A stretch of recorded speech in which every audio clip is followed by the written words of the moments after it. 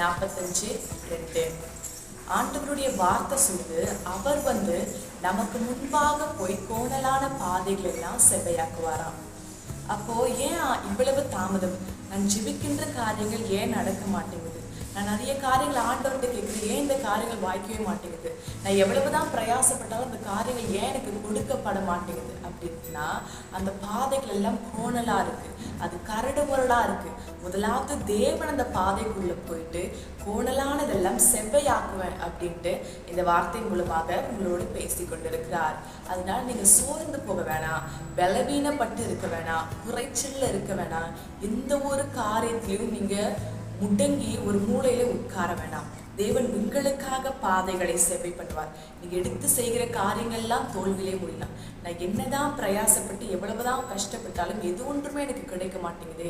நான் இவ்வளவு கஷ்டப்படுறேன், இவ்வளவு பிரயாசப்படுறேன், இவ்வளவு உழைக்கிறேன், இவ்வளவு ஓடுறேன், ராத்திரி பகல்னு பார்க்காம கண்விழித்து உழைக்கிறேன், இவ்வளவு பண்ணாலும் எது ஒன்றுமே கிடைக்க மாட்டேங்குது அப்படின்னு நீங்க நினைச்சிட்டு இருக்கலாம்.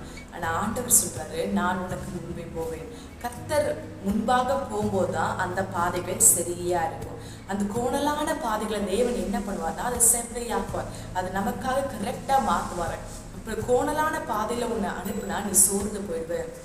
வழி அந்த டெஸ்டினேஷன்ல உன்னால சீக்கிரம் அடைய முடியாது. நீ வழியிலே நீ மடிந்து போகக்கூடிய சூழ்நிலை கூட வரும். அந்த கோணலான பாதைகளை பார்த்து நீ சோர்வடைந்து பின்வாங்கி கூட ஏற்படுகிற சூழ்நிலை வரும். அதனால முதலாவது நான் உனக்கு முன்னே போய் அந்த கோணலான பாதைகளை செவ்வையாக்குவேன் அப்படின்னு சொல்லிட்டு ஆண்டவர் உங்களோட பேசி கொண்டிருக்கிறார்.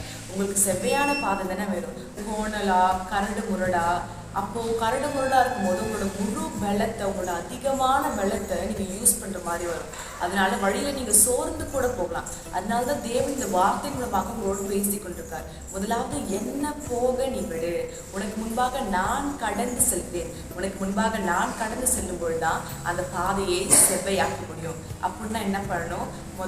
ஆண்டவர்கிட்ட நீங்க ஜெபித்து கேட்கணும், ஆண்டவரே எனக்கு இந்த பாதையை செவ்வையாக்குங்க, இந்த பாதையே எனக்கு வாய்க்க பண்ணுங்க ஆண்டவரே, இந்த பாதை கோணலும் காணலுமா கரடு முரடா இருக்கு, நான் எவ்வளவு கடினமான பாதையில நான் கடந்து சென்றிருக்கிறேன், முதலாவது நீங்க போங்க ஆண்டவரே அப்படின்னு சொல்லிட்டு ஆண்டவர் போக நீங்க அனுமதிக்கணும். நீங்க எப்பவுமே நீங்களே பிரயாசப்பட்டு நீங்களே செய்து கொண்டிருக்கிறதுனால தான் உங்களுக்கு எந்த காரியம் சுலபமா வாய்க்க மாட்டேங்குது.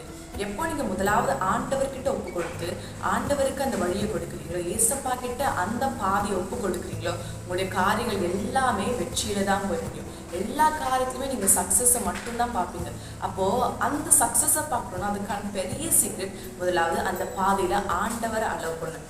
எதை ஒண்ணுமே தனியா நான் செய்திடுவேன், என்னுடைய பலத்துல செய்திடுவேன், என்னுடைய காரணம் செய்திடுவேன், நான் எல்லா இடத்துலயும் நீங்க உங்களை வைக்கிறதுனாலதான் இன்ன வரையும் தோல்வியை பார்த்து கொண்டு இருக்கிறீங்க. அந்த இடத்துல நீங்க ஏசப்பாவை வைத்து பாருங்க, அந்த இடத்த ஆண்டவருக்கு கொடுத்து பாருங்க, அவர் எல்லாவற்றையுமே மாற்றிக் கொள்வார். உங்களுக்கு கட்டாயம் வெற்றி நிச்சயம். எப்போ நீங்க தேவனை முன்பாக அனுமதிக்கும் போது அவருக்கு இடம் கொடுங்க. நீங்க அவரை கூப்பிடாம தள்ளி நீங்க உங்களுடைய காரியத்துல நீங்களே செய்து கொண்டிருந்தீங்கன்னா அவர் தள்ளி நின்று பார்ப்பார். இல்ல நீங்க சொல்லுங்க, ஆண்டவரே இந்த பாதை உங்களுடைய கரத்துல ஒப்பு கொடுக்குறேன், நீங்க பார்த்துக்கோங்க, நீங்க வழி நடத்துங்க ஆண்டவரே, இந்த கரடு முரடா இருக்கு, இது ரொம்ப கடினமான பாதை, என்னால தனியா பிரயாணம் பண்ண முடியாது ஆண்டவரே, இதை நீங்க பார்த்து கொள்ளுங்கன்னு சொல்லிட்டு ஆண்டவர்கிட்ட அதை ஒப்பு கொடுக்கும் பொழுது கர்த்தருக்கு எல்லாவற்றையுமே பார்த்து கொள்வார். ஒரு குறையும் இருக்காது, ஒரு சோர்வு, ஒரு பலவீனமும் இருக்காது. அவர் அழகா மெல்ல நடத்துவார். உங்களுக்கு வெற்றி வேணும்ல, அப்ப தேவனை முன்னாடி அனுமதிங்க, நீங்களே புடிச்சு தொங்கிட்டு இருக்காதீங்க.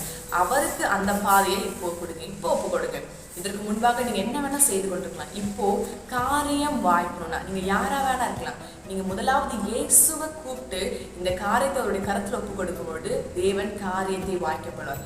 அவர் காரியத்தை வாய்க்கப்படும் பொழுது, அவர் உங்களுக்கு முன்பாக கடந்து செல்லும் பொழுது கட்டாயம் வெற்றி நிச்சயம்.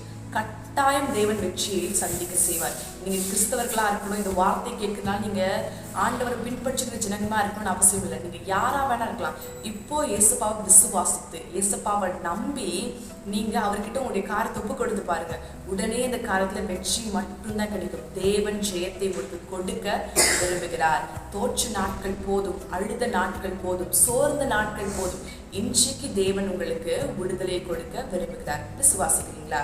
இப்போ ஒரு முறை தேவனை நோக்கி நம்ம ஜெபிப்போம்.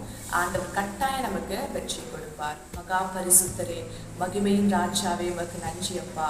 மகிமையானவரே உமக்கு ஸ்தோத்திரம் ஆண்டவரே. இந்த நாளும் கூட நீர் ஜனங்களோடு பேசுகிற அருமையான வார்த்தைக்காக நன்றி ஆண்டவரே. அப்பா, நீர் முன்பாக போய் கோணலான பாதைகளை செவ்வையாக்குவேன் என்று வார்த்தை இருக்கிறதே ஆண்டவரே. அப்பா, ஜனங்கள் காரியத்தை உங்களுடைய சமூகத்துக்கு கொடுக்குறாங்க, உடைய கரத்துல கொடுக்குறாங்க ஆண்டவரே.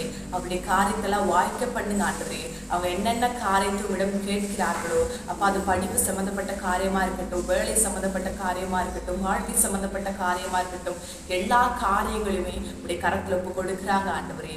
அவர்களை ஆசீர்வதியும். நீர் அவர்களுக்கு முன்பாக செல்லும் ஆண்டவரே. இப்பொழுது உண்மை அவர்கள் அழைக்கிறார்கள் என் தேவனே. அவரோட பாதையில அந்த வாழ்க்கையில நீங்க முன்னாடி கடந்து செல்லுங்க ஆண்டவரே. அப்ப அவர்களுக்கு அந்த வெற்றியை கொடுங்க ஆண்டவரே. ஒரு தடவை கூட அவங்க வெற்றியை பார்த்ததே இல்லை என் தேவனே.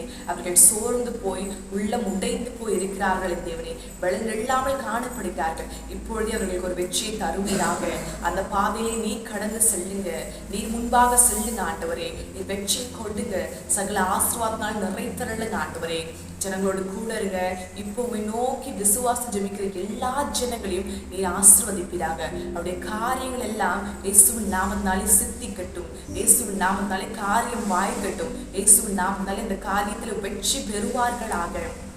இயேசுவின் நாமத்தினாலே எல்லா காரியத்திலும் உங்கள் வெற்றியை பார்க்கட்டும் தகப்பனே. நீ பார்த்து கொள்வீராக, நீர் ஆசீர்வதிப்பீராக, நீர் பலன் கொடுப்பீராக. உடைய கரமே கூட இருக்கட்டும். நீர் ஆசீர்வதிங்க ஆண்டவரே. இயேசு கிறிஸ்துவின் நாமத்தினாலே ஜெபிக்கிறேன். ஜெபம் கேளும் ஜீவனுள்ள நல்ல பிதாவே.